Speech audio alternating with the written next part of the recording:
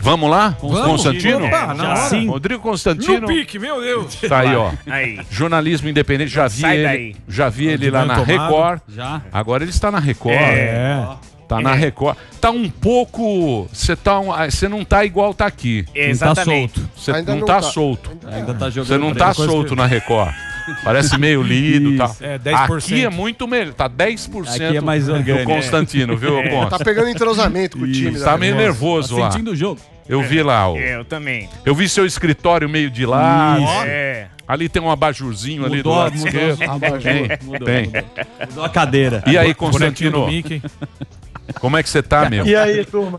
Tudo ótimo, sempre um prazer falar com vocês aí, tá tudo bem. Tá feliz ou não? Tô feliz, tô sempre feliz, sempre otimista em relação ao futuro.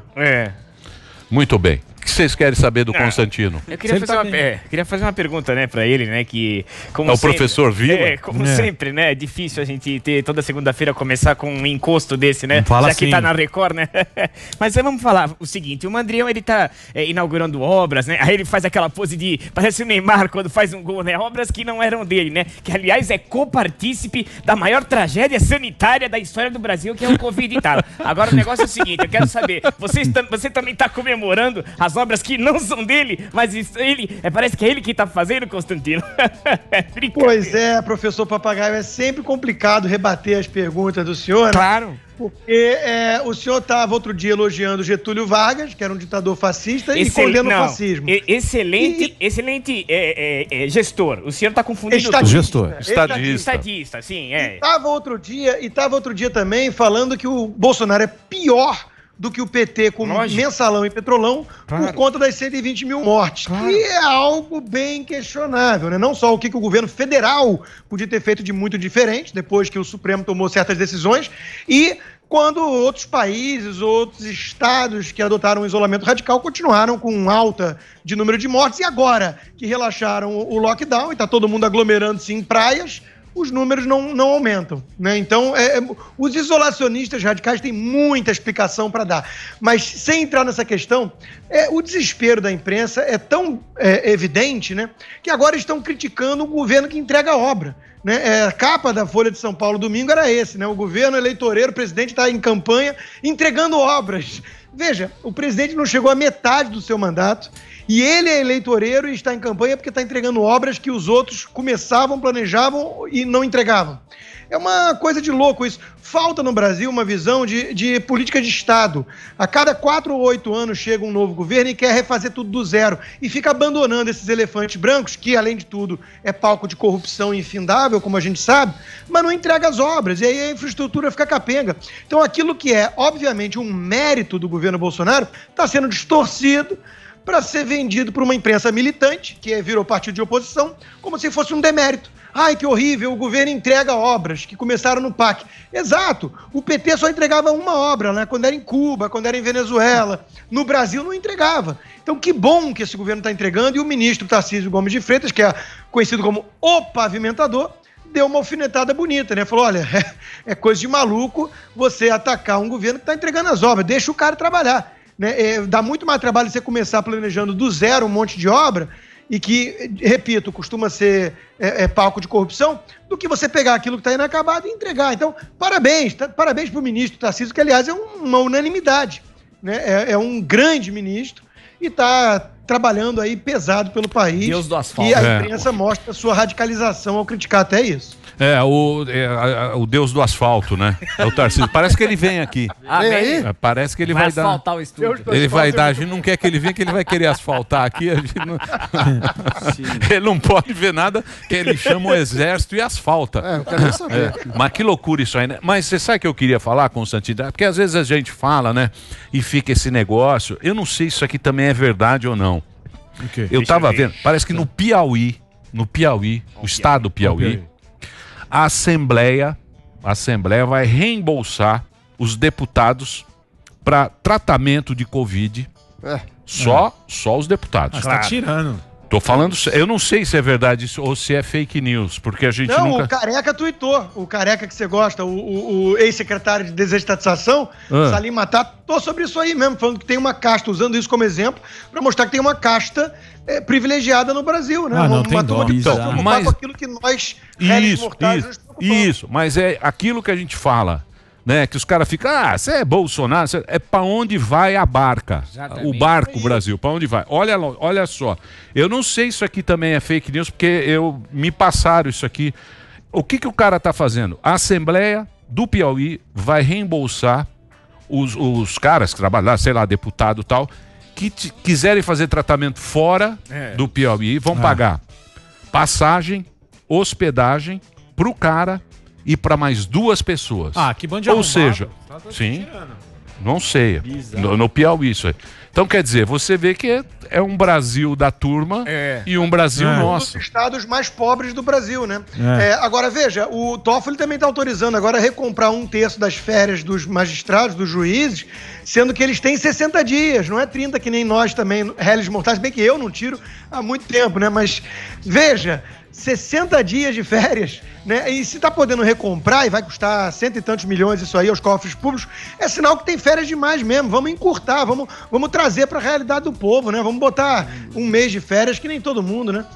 Existe uma luta de classes, Emílio, no Brasil hoje, mas não tem nada a ver com aquilo que Marx falava, que só falou bobagem, só o papagaio que leva a sério. Veja, a luta de classe no Brasil hoje é pagador e consumidor de impostos. Tem aqueles que trabalham para pagar os impostos e tem aqueles que ficam no bem bom usufruindo desses recursos. E como é que vai mudar isso, consta? Só com a consciência, privatizando, reduzindo o escopo do Estado. Porque tem um monte de gente que fala assim, eu detesto esses políticos, os políticos. Aí qualquer problema que aparece, o cara fala, não, qual é a solução? Mais Estado. Ele esquece que o Estado é formado por políticos.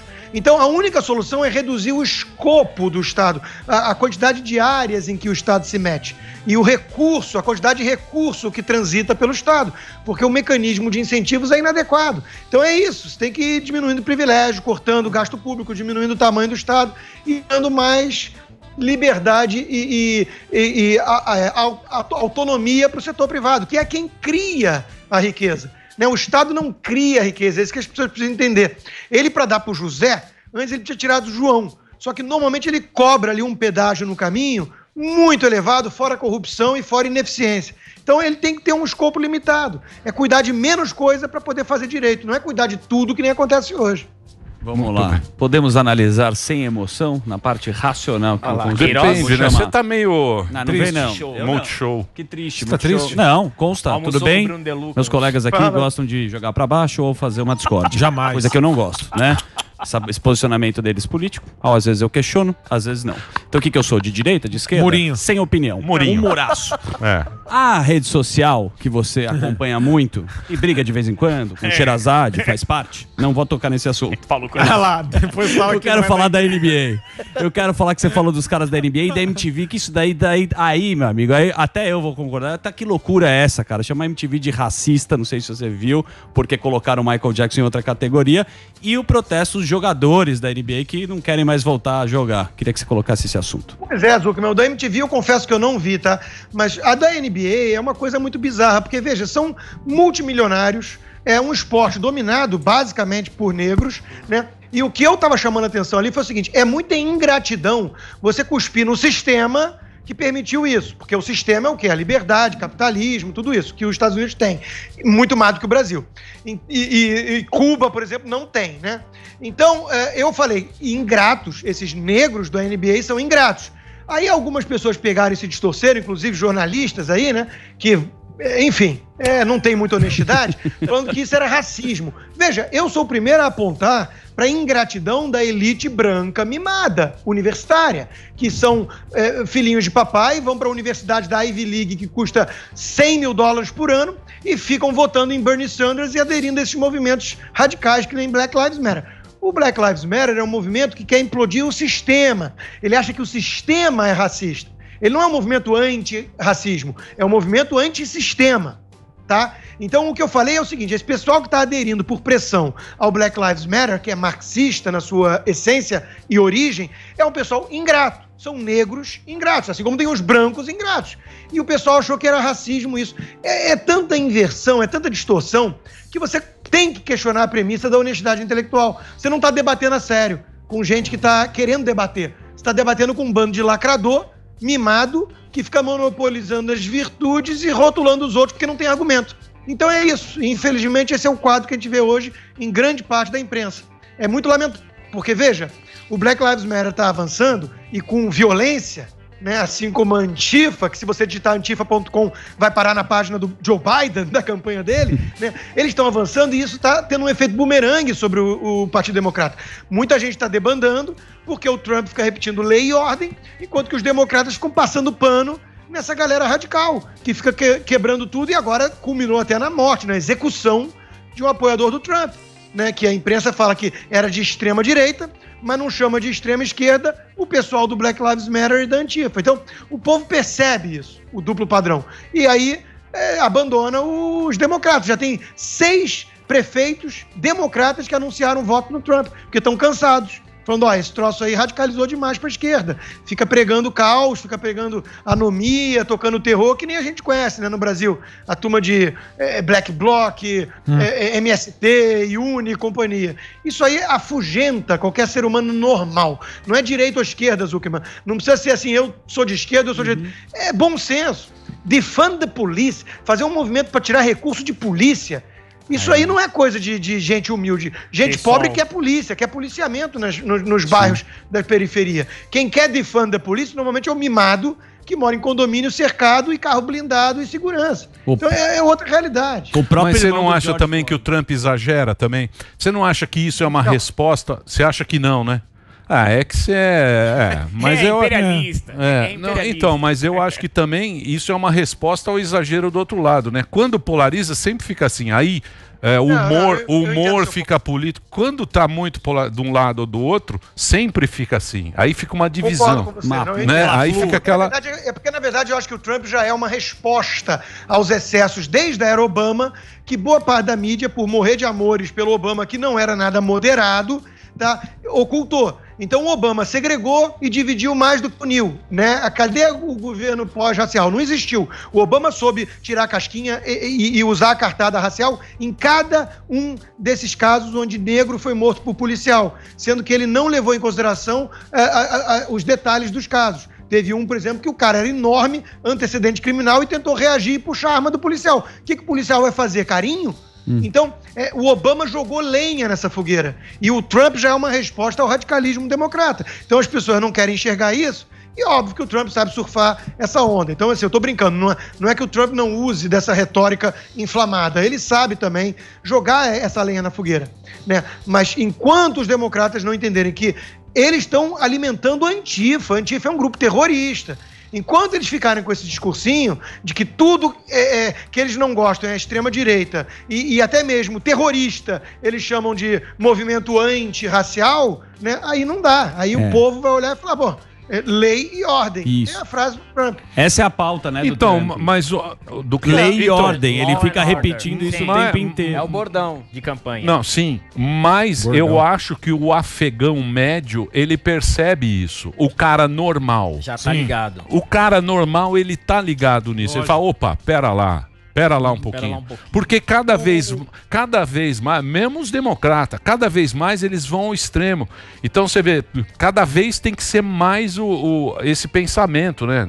Progressista, exato. Sei lá o quê. O afegão médio foi pra praia final de semana.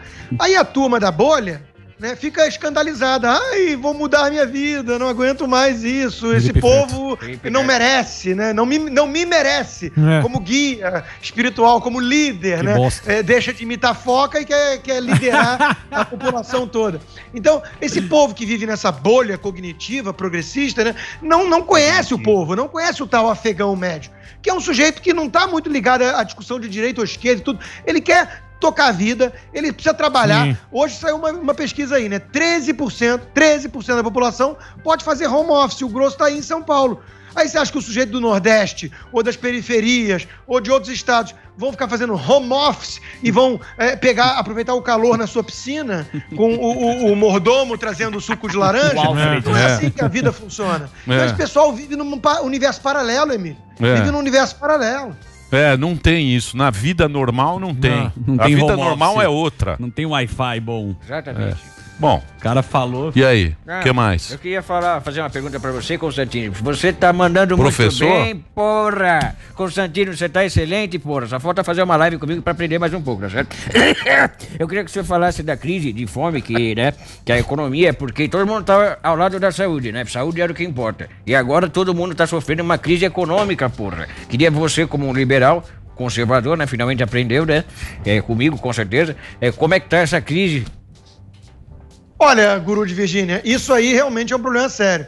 Porque hoje já tem na manchete dizendo que é uma crise que vai poder levar a mais mortes do que o coronavírus, já, né? E isso era alertado por alguns e por economistas lá atrás. E qual era a reação da patota, da turma da quarentena gourmet e dos isolacionistas radicais? Cala a boca, isso é coisa de gente insensível, é saúde agora, economia depois, hashtag fica em casa. Era muito cômodo fazer isso, enquanto que a gente estava vendo o tamanho do problema, né? Resumo da ópera. Hoje, o CDC já está dizendo, que é o órgão que cuida aqui da questão da pandemia nos Estados Unidos, já está dizendo que 6% das mortes foram por coronavírus mesmo, fator isolado. É verdade, o próprio Samidana conhece melhor essa questão e vai ter uma região cinzenta, mas o fato é que, na média, as pessoas tinham mais de 70 anos e quase 3 comorbidades extras. Ou seja, eram pessoas que você não consegue dizer com certeza que não iriam a óbito se não fosse o coronavírus. Já estavam, em linguajar muito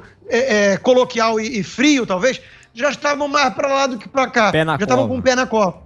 Né? Então, assim, é coisa dura de ser dita, mas é verdade, e isso era trazido para o debate no início e era tratado com horror pela turma, né? Eu cheguei a falar dessas coisas no início e tiveram alguns pares jornalistas que falaram, meu Deus, quem é esse cara? Ele é um monstro, né? É um sociopata. Então, agora tá aí, crianças morrendo de fome, milhões de pessoas desempregadas, a atividade econômica desabando, né?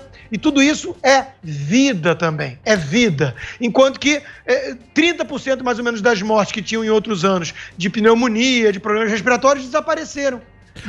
Porque deve ter uma interseção aí, não é de 120 mil por coronavírus, é com coronavírus. Então, deixa eu fazer uma pergunta. O CDC é o quê? É o órgão do Fauci? Esse mesmo. Do velhinho? Isso, o do velhinho, que no início era tipo Mandetta, né? Ciência. O Mandetta. É cada vez mais politizada. Então, é o centro de doença lá. É tipo Anvisa, não é Anvisa, né? É tipo o que aqui? É porque não existe, né? Ministério da Saúde. Da Anvisa com o Ministério da Saúde. Né? Então, isso aí que eles estão falando é que o Sami já também não concordou muito com essa... Vamos lá. Porque o que eles falam, eu vou falar, esse debate uma hora vai ser escancarado, né? Uma hora vai ter o balanço da Covid, né? Sim. Precisa de tempo. O Ícaro da Apesar que não dá pra exumar os cadáveres. Deixa eu tentar. Então tem muita gente que morreu com o coronavírus, mas não necessariamente a causa mortes principal foi o coronavírus. Essa que é a questão que tem que ser diferenciada. Deixa eu tentar. Muito louco. Deixa eu tentar falar o que eu acho. Elucubrar. É possível ter super notificação de Covid? Veja, eu tento trabalhar com evidências. Eu acho que essas perguntas que estão sendo feitas são super válidas e os governos nos devem explicações. O que a gente está tentando? Existe na internet a base por pneumonia, septicemia, etc., só de 2019. Só que se comparar um ano com o outro é muito pouco, porque pode ter... A temperatura no passado pode ter sido diferente. Então, o que a gente tem feito? E que eu estou tentando fazer, estou até trabalhando nisso. Pegar os dados dos cartórios, ver as mortes de todos os anos. Eles têm desde 2015, que também não é muito, mas já é melhor que 2019. Ano a ano, tem acréscimo no número de mortes, porque vai tendo mais pessoas no mundo, tem mais pessoas no Brasil morrem. Então a gente tem como estimar o que eles chamam de excesso de morte. Mas esse número é só uma big picture, né? Só uma foto geral. Por quê? Porque, obviamente, com a quarentena também morreu muito menos gente de acidente de trânsito. Então a gente não pode separar, não dá para separar exatamente Covid. E como eles não têm a quebra por doença, fica muito difícil de dizer. Mas a gente pode ter uma ideia da ordem. É possível supernotificação, mas a gente tem tentado chegar. De qualquer forma, essa questão de 6% é exclusivamente de Covid. Você tem comorbidades. Por exemplo, ninguém morre de AIDS também. AIDS... Então, mas é o que estão falando agora. É a mesma coisa da AIDS. É, a mesma coisa da AIDS. Então a gente tem que fazer a conta. Eu sei, mas a AIDS... Não, isso, você tem que entender que isso parou o mundo, cara. Sim. Isso aí é um negócio louco. Argentina. Você vai na Argentina, os caras estão há 6 meses em casa e o presidente lá fala, não, vamos ficar mais 15 dias em casa. Os caras estão desesperados, o cara tá perdendo... E o Peru fez lockdown e tá com um recorde agora de lockdown. mortes, né? Então, a gente tem que entender que uma coisa é um negócio e a outra que parou e tem neguinho parado e não sabe, desesperado. E o cara não põe o pé na rua de medo do negócio. Não, mas eu não... Entendeu? Não é um questionamento. Eu tô questionando. É louco falando isso. O que dá pra ver e o que não dá pra ver nos dados ainda. Mas muito a gente... bem. Mas eu vi um estudo bom que tenta controlar algumas variáveis e vem desde 2014, 15. Isso. Né? E esse estudo estima em 40 a 45% as mortes ligadas mesmo ao coronavírus. Eu não sei, de 6 a 40, pode ser alguma coisa no meio do caminho, pode ser mais perto de 40, mas não é 100. Ou seja, não é 100% das mortes que estão sendo relatadas que foi causada por coronavírus, né? Você pega lá um sujeito com 83 anos de idade, que tinha diabetes, que tinha câncer, não sei o quê, e colocar isso como Covid-19, é óbvio que há um intuito aí por trás que não é científico. Morre de Covid ou morre com Covid. Daqui a pouquinho nós vamos conversar com a Zambé, que achou que tinha Covid, nem Covid teve. Nós vamos saber essa história. Tomou do meu querido Constantino. Mais uma vez, muito obrigado pela sua participação. Você entra lá no Twitter. Constantino tá brigando com quem agora? Tá brigando com todo mundo. Com a NBA agora. Com a Sherazade. É isso aí. Ah, é? Isso aí. Paulo Cruz também. Deixa eu falar um negócio do Constantino. Muita gente briga com ele. Várias vezes eu como agora mandei Você também briga. E ele fora pra conversar. Eu acho que as pessoas perdem a noção de conversa e ficam xingando. E aí não leva nada. Eu gosto do Consta. Então, eu vou falar pra você. Antes de xingar o Constantino, mandem mensagem pra conversar com ele. Eu faço o seguinte cálculo. Pode ser até uma arrogância minha no cálculo que eu faço. Vamos lá. Você tem gênios. Você, por exemplo... Não, tô falando pra mim. Isso é pessoal. Não queiram colocar, pode me cancelar. Mas eu faço o seguinte cálculo. Pra mim existem gênios. Sim. Você é um gênio. Rodrigo Constantino é outro gênio. Para cada gênio... Não faça gracinha não. Deixa eu concluir. Não queira me interromper, me tolher. Presta atenção. Para cada gênio que você conhece, você tem 10 milhões de imbecis. Então, eu trabalho com esse cálculo. Faça o seguinte, para cada gênio são 10 milhões de imbecis. Baseado nesse cálculo, você escolhe o seu gênio. Quando você fala, eu não gosto dele, você desliga o rádio e vai ouvir outro. Certo, Sam? Deixa eu ir pro break. Posso ir pro break ou não? O gênio deixou. Então eu vou pro break na sequência. Se vocês me acharam arrogantes, o que eu vou fazer? O senhor também é um gênio. Esse número existe. Vamos que vamos. Se você pegar... O Sami pode falar. O Sami vai fazer o estudo do gênio. No raio da Paulista. Para cada 10 milhões. Para cada gênio. São 10 milhões de imbecis. Ao redor. Isso. Por isso que eles vencem no final. Já sei onde eu tô, então. Por isso que no final eles ganham.